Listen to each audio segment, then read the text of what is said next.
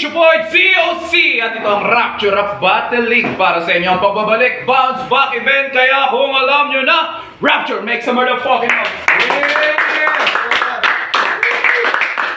Ito nga pala ang elimination round ng Matiramatibay 6 tournament ng Rapture of Battle at big shoutout sa Invite Resto Bar dito sa aming pangalawang bahay ng Rapture. Big shoutout sa DNA, Drink All Wine, Docky Beats, Nate, Doc Records at sa lahat sa mga MC natin dyan na nakapalibot sa malayo na lugar na hindi nyo mapupuntahan. Tangina nyo, fuck you! At merong MC sa aking kanan, kung ready ka na! Magpakilala ka.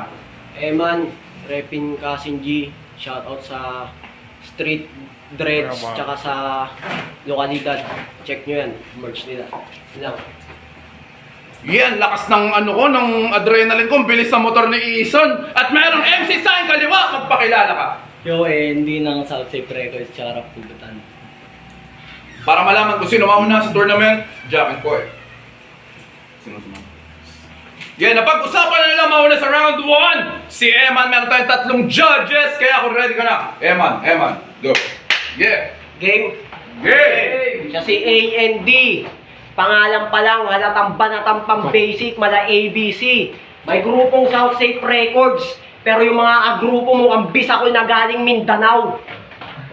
Tungaw, hindi mo to inaasahan na para ka nakibomba sa tropa tas pinasindi sa'yo, tuklaw. Para tong bata matauhan, humarang ka sa kindaan kaya pasensya kung ikaw ay aking masasagasaan. Kasi isa ka lang batang supot, tas dito ka magkukupal. Huwag kang umasta, baka di kita matansya at lumabas ang aking pagkabrutal. Babalatan ko yung mukha mo makapal sabay pagkatapos ko tong pugutang katawan mo yung aking iiwan sa altar. Sa altar.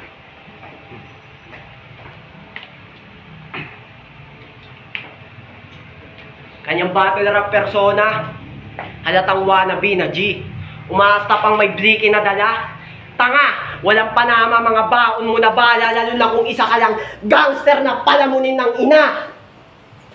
Mayabang umagbida. Pero pag uwi naman sa bahay, ma, anong ulam? Anong ulam? Kaya nung pinanganak ka, dinart magic ka, para kang kinulam. Kasi napansin mo ba, bata ka pa pero yung mukha mo maagang tumanda. Buhay tayo. Yeah. Siya si Rookie of the Year, self-proclaimed son of a bitch, sarap atawin ng beer. Panay call out, gusto agad na masipat. Nakakatawa na kung sino pa walang pangalan, gusto agad na magpasikat. Baka nakakalimutan mo, binadibag ka ng baklang laging nakapalda. Alam nyo yun? Alam nyo yun yung palda na mahaba, yung pang samurai? Ikay akin na paghahalataan. Kaya pala sa bate nagpatalo kasi pagkatapos gusto mo rin sa kanya makipagspadahan. Tangina mo, bading. Bugok ka pa mag-construct kahit gamitan mo pa ng tool. Halata naman na bumatil ka lang dito para magpakul. Ako pagaling ng pagaling para may DNA ni Deadpool. Pero may baon na bahay na gaya parang rage ng Spartan. Tumukhang talampakan aking tatapak-tapakan. At sa mga angkan mo, panoorin nyo kung paano ko i-bodybag yung lahi nyong tikbalang. Time machine ng round 1 ni Eman! Round 1! AND, kung ready ka na! Go! Tinalo daw ako ni 14, tangin to. Siya din naman, gago. Yo! Game! Game! Unang round to ng torneo. At merong dalawang bracket. 3 letra, mangingibabaw. At ako ang papalarin. Merong tig-4 na laban. Depende kung hanggang saan siya aabutin. Ako makakarating hanggang sa dulo, tol, hanggang doon kay Silent Game. Game! Siya nga pala si Eman. Pinaka-solid siya na rapper. Minsan nagiging bagyo siya, depende kung rainy ba ang weather. Kasi sabi niya kay Rain, kakatawag mong ulan, ito dumating sa'yo bagyo. Sheesh! Typhoon pala yan. Gago, hindi ka typhoon, pre. Typo ka lang, sarap mong itapon na lang. Tangi na lang. Laglag ka na agad. Round 1 pa lang. Doc, ayos lang ba? Laglag ko na to. Pag naman si Doc, oh. Masyado nang mayabang eh. Yung ulo lumulobo. Humahangin na masyado, pero tatalunin ko pa rin kahit katapat ko ay weather. Tangina mo! Sabi nga ni Silent, kahit matibay kang haligi, iiwan ng basag to. Buhat rin ng buhangin, tsaka tsunami, may kasama rin bagyo. Kukulangin to sa akin, ba't hinain sa ganto? Walang silbi ang panalangin, boy, kainin mo syus ko. Di ba sinabi niya yun? Yayariin to si Eman tol, hindi pa hupas ko. Nobyembre pa lang ngayon, buwan pa ng mga multo. Sakto kasi ngayon ka mamamatay.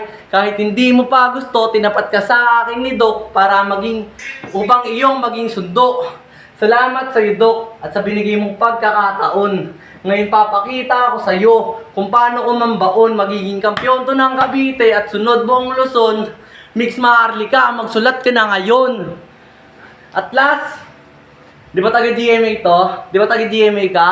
Pues wala akong pake. Kahit tagasan ka pa. Yang ulo mong puno ng wala akong pake kahit tagasan ka pa. Wala akong pake kahit maging ulan o bagyo ka. Yang ulo mong puno ng hangin. Papaputokin ko na pag sa AND nakalaban mo, tol, katapusan mo na time. At yun ang round 1 nila pareho. Ito na ang parating. Round 2. Eman, go! Tang ina niyo, ang pangit ng galawang pag umispit ang puta. Tang ina mo. Pag umispit ang pangit, mukha antik balang na galit, tarantado. Mukha antik balang na galit. Pero alam nyo ba may sapak to sa ulo?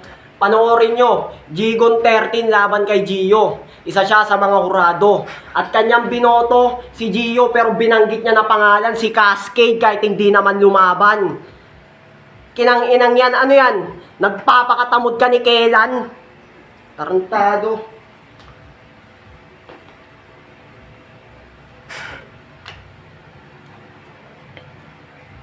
Tang ina mo, baliw. Pero di mo pa ba napagtanto na pag ako inabot na itong ultimo baliw, papatinuin ko? Nagmula ka pa naman sa lugar na may general pero mukha kang sinaunang alipin. Gangster na malibag kaya ka nang itim. Pag ikay nasa dilim, ngipin mo lang na naninilaw ang makikita, tarantado. Pero alam nyo ba, pag naligaw to sa kagubatan, tatanggapin kagad to ng mga tribo bilang katribo nila. Total, mahilig ka sa puno ng saging. Yan ang kanyang paborito na snack. Kaya wag na kayo magtaka, mga repa, ganyan talaga. Pag yung tatay mo silverback na natutong manamit. Sa laban na to, magmumukha kang badang. Pero kita mo na sa kabilang banda, mga jokes ko hindi predictable. Hindi mo mahulaan kung saan tatama yung suntok. Parang nag-Dempsey roll. Para tumba, nag-Dempsey roll. Para tong panay call out, para ma-knock out tong panay call out, para matauhan. Mga magagaling, kanya daw uubusin. Nakakatawang isipin na nagyayabang tong wala namang ipagyayabang. Pagyayabang.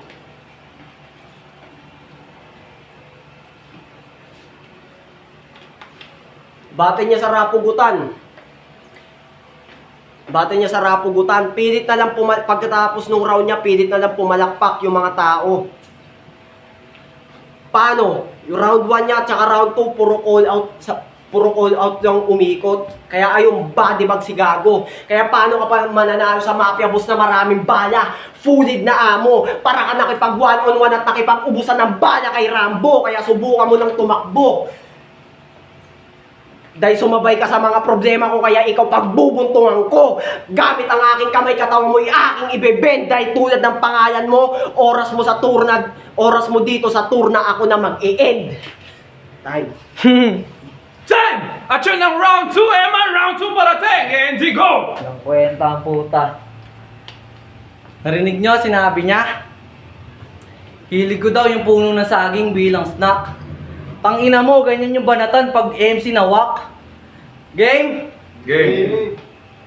Yung sisiw ay bilang ko na kahit yung itlog di pa man pisa. Nakatakda ka ng matalo, pati yung maharlika. Gantong-ganto yung nangyayari kahit sa pelikula. Laging nagtatagumpay yung mga nanggaling sa baba. Sa ilusyon mo kinabibilangan, ikaw ay bilang guron at bilang isang mabuting kalaban, ako magpapalaya sa ron. Siya nga pala si Emma na nakili sa kanyang ilusyon. Kayang-kaya kitang patayin, tol, kahit sa sarili mong imahinasyon. Pabagalin muna natin ang ikot ng mundo. Para makita mo katotohanan na sa iyong kinabibilangan, ikaw ay nanatili na lang bilang tauhan.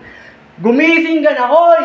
Nasa laban ka pa, boy! Di mo abot yung lalim ko kahit marunong lumangoy. Ngayon, masisibak ka, hoy! Di maapula aking apoy. Pasensya na kayo kung kumalat yung amoy.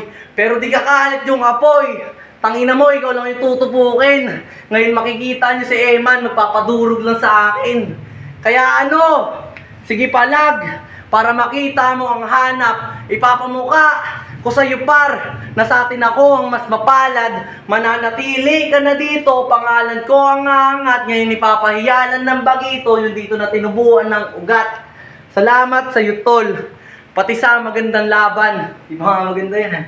Ako nang bahala ngayon, pwede nang umuwi ngayon. Ako nang bahala, Eman. Maghanda ka na, Maharlika, ako sunod mong makakalaban. Maghanda kang maigi, tol, at pakigalingan. At ikaw, naisin mo mang manalo, tol? Hindi ka papalarin. Huwag mong ikumpara yung agwat, pati yung layo natin. Sabihin mo nang sa experience lamang ka. Pero hindi ka magaling. Kung si Eman namatay dahil sa cancer, ito naman dahil sa akin. Pero wag kang maging broke man ngayon. Bagkus bumawi sa sunod. Hindi mo kasalanan kung hindi mo panahon. Sadyang taon ko lang ngayon. Tiga Gendry magkakampyon. Dire-diretso na yung usat pati bungal ay luluhod. Time. Match yun ng round 2 nila pareho. Tama ba? Round 2, di ba? And the last round para kay Eman. Eman, go! Ano to? Walang kwenta mga buga. Gago. Ang baho ng iyong hininga. Ano to? Dahil sa mukha mo, para kung ma-heart attack. Ang ina mo, tas ang angas pa ng pormahan. Ano yan? Gangsta bay. Malamig ang ating venue, kaya wag na kayo magtaka kung iiwanan ko tong malamig na bangkay. Malamig na bangkay kasi tanginan to, ganito yung itsura ng mga lulong na sa porn. Ganito yung lulong na mga itsura na sa porn. Huwag kang umasta, baka pag hindi ako nakapagpigil, ipa-headbutt kita kay agresibong unicorn. Pasalamat ka, wala na. Pero kamusta? Gangster na sad boy sa FB. Nagtanginan to, nagpapaka-sad boy porque tiniwalayan lang siya nung shota niyang Becky. Tapos umaasa pang mananalo. Tanga, masyado ka lang nagpadala sa pain hanggang sabi mo na napagtanto na nasa ilalim ka na ng ilusyon ko at unti-unti kitang nililigaw sa sariling realidad mo. Malaitachi na nag-genjutsu. Pero kung sakali makatakas ka man sa luimusipan ng pulang kabayo nang tumansi ka mula kabilang ibayo. Kasi sapat na ang isang linggo para patayin to pagkat hindi pa ako ginaganahan na tumodo sa'yo. Time. Match yun ang last round, Eman. Ito naman, last round, A&D, go! Yo! Estilo neto, stumble rap. Magti-choke siya ng round 1, round 2, round 3. Buong laban magti-choke siya. Ano pang sense panoorin ka? Kung puro bayag lang dala mo, tol, game over ka. Game? Game! Siya si Eman. Puta magaling yan pumorma. Pero sa akin, di yan makakaporma. Kung papormahan na nasulat, dito tatagos ng letra sa letra. Lalo ng bara sa bara. Kahit pa ibara-bara ko, tong bata nyo, hindi sa akin uubra. Sa akin dito makakaabot. Pwede ka na tagakamot. Malabong mo ko na matakot. Manatalo mo lang ako kapag napakagat mo si Silent ng apple.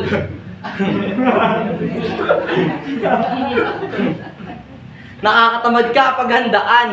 Magchuchok ka lang naman. Partida na to Eman, 20% ko pa lang. Yung 80, bahala na yung kasunod. 20-20 lang. Pero sunod-sunod, lahat ng tatapat, tsak sa akin ay luhod. Pero bago ang lahat, ang ina mo Eman luhod. Pero hindi to pagmamataas o pagmamalaki.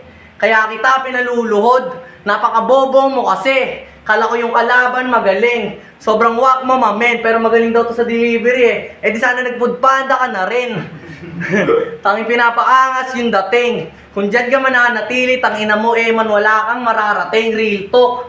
Kasi ako nung una kong laban dito, talagang kinawawa ko yung ungas. Yung imaginary baseball bat niya, sa kanya ko hinampas. Tinalo, binadibag, kinawawa, tinagpas. Tanging niya na lang nasabi, tangin mo A&D, lakas. Ang makalaban mo ko sa unang round, malamang pokpok sa yung bungok. Siguro hindi ka nakatulog, kakaisip ng anggulo. Kaso lahat ng yan ay masasayang. Kasi tong unang round sa akin to. Salamat na lang sa'yo, pati sa pagpunta mo. Dok, pasensya. At sa ibang nanonood, pasensya na rin kayo kung ang pangit ng buod. Paano yung kalaban kabagot? Yung noon ni Doc ay kumulot. Tangi ko na lang masasabi, humanda na yung kasunod time. At yun, napag-usapan ng tatlong hurado. Meron tayong boto 2-1. At ang nanalong advancing sa ating second round, quarterfinals na matira matibay 6, palakpakan tayo. Para kay Andy! Shoutout kay Eman! Shoutout. Yo, shoutout sa mga grupo ko kahit di ko kayo kasama, ramdam ko suporta nyo. Judges. Yo, ako yung kaisa-isang bumoto kay Eman. Kasi feeling ko mas maputi siya konti. Pakiramdam ko mas malupit si Eman kasi ang galing ng tugmaan niya, tas lumalambing din na maayos yung punchline niya. Ang dami rin kasing starter ni A&D, kaya mas binigay ko kay Eman yung boto ko. Next judge, please. Yo, Cupcake, shoutout sa baranggang yan sa tropa natin sa 13.